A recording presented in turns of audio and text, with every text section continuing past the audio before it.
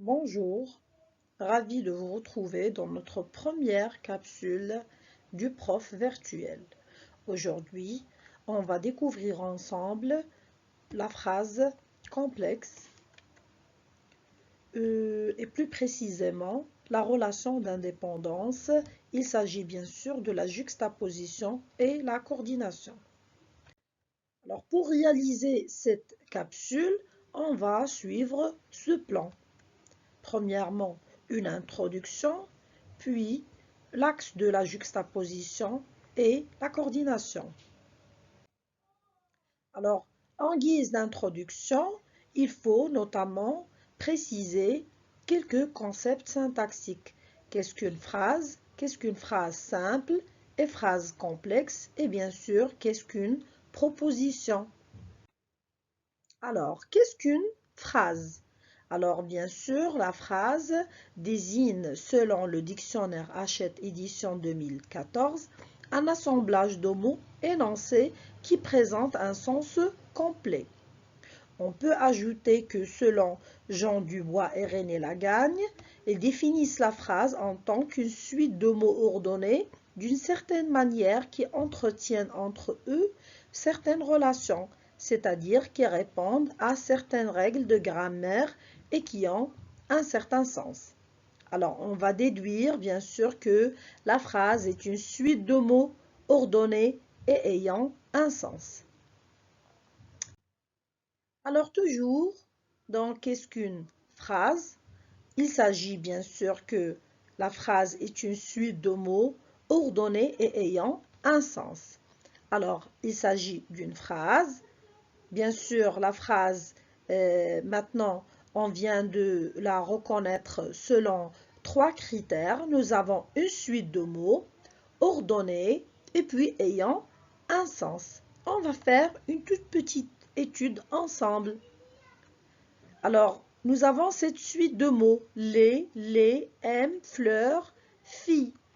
C'est une suite de mots, bien sûr. Donc, ils répondent aux critères quantitatifs.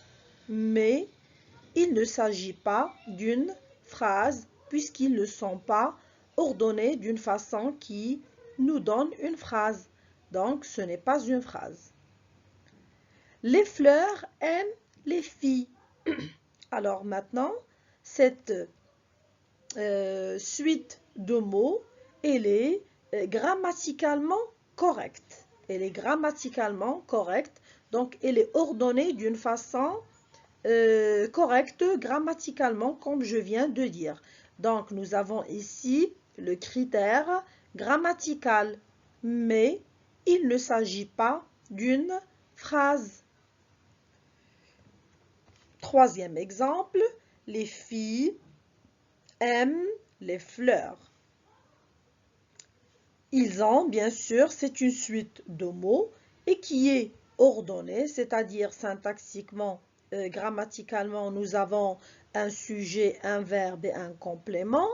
Donc, finalement, ils ont un sens, donc ils répondent aux critères sémantiques. Et maintenant, on parle d'une phrase. Phrase simple, phrase complexe et proposition. Alors, qualifier une phrase de complexe, elle implique bien sûr le fait qu'il y en a une qui est simple.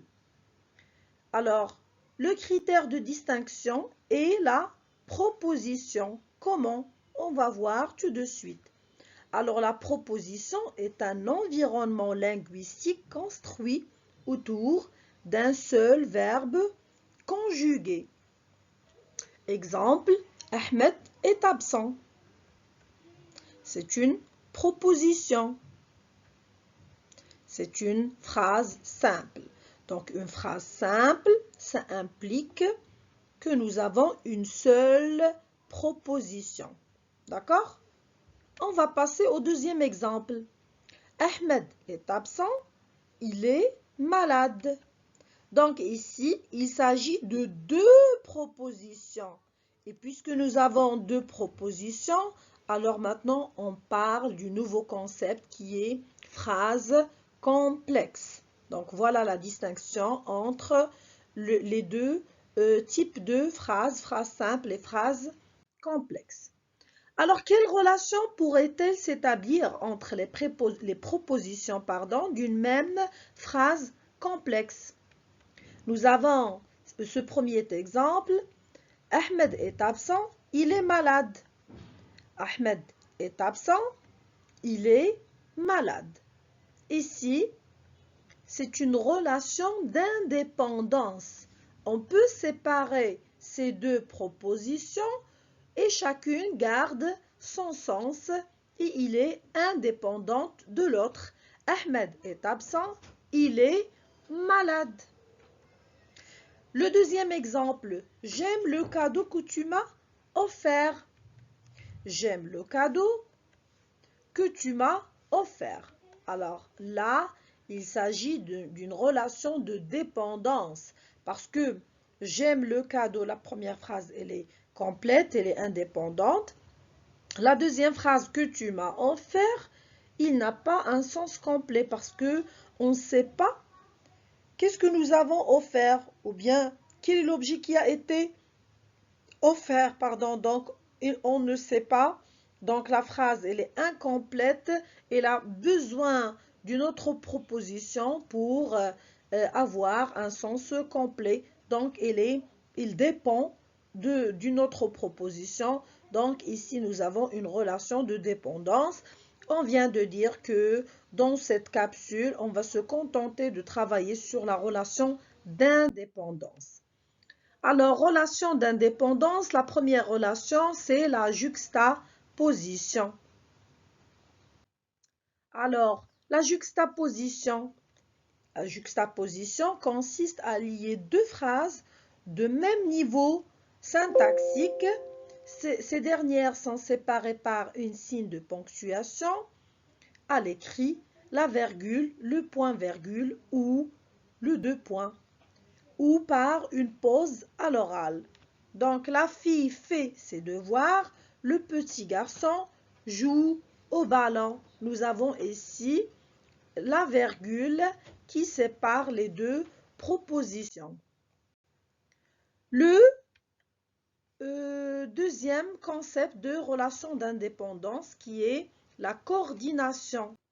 Alors, pour la coordination, et le fait de lier, c'est-à-dire la coordination, c'est le fait de lier ou joindre deux propositions par une conjonction de coordination ou un adverbe conjonctif. Un adverbe dit conjonctif. Premier exemple, la fille fait ses devoirs et le petit garçon joue au ballon. Les conjonctions de coordination qu'on peut avoir en français sont et, mais, donc, ou, car, or, ni. Ou bien on peut les mémoriser par la formule qui est très connue, mais où est donc orni car? Mais où est donc orni car? Donc la coordination ici, comme relation d'indépendance entre deux propositions, nécessite l'utilisation d'une conjonction de coordination, on vient de les citer, ou bien en utilisant un adverbe conjonctif. Je prends l'exemple, il pleut, alors je prends mon parapluie. Nous avons quelques adverbes conjonctifs ici, ainsi, aussi, en effet, par conséquent, au contraire, d'ailleurs, il y en a d'autres. Donc, j'espère que vous avez bien retenu cette relation d'indépendance entre deux propositions dans le concept de la phrase complexe. Et pour la relation de dépendance, on va les voir bien sûr dans d'autres capsules. C'était Prof Virtuel dans la première capsule de cette chaîne qui est Prof Virtuel. Merci et à bientôt.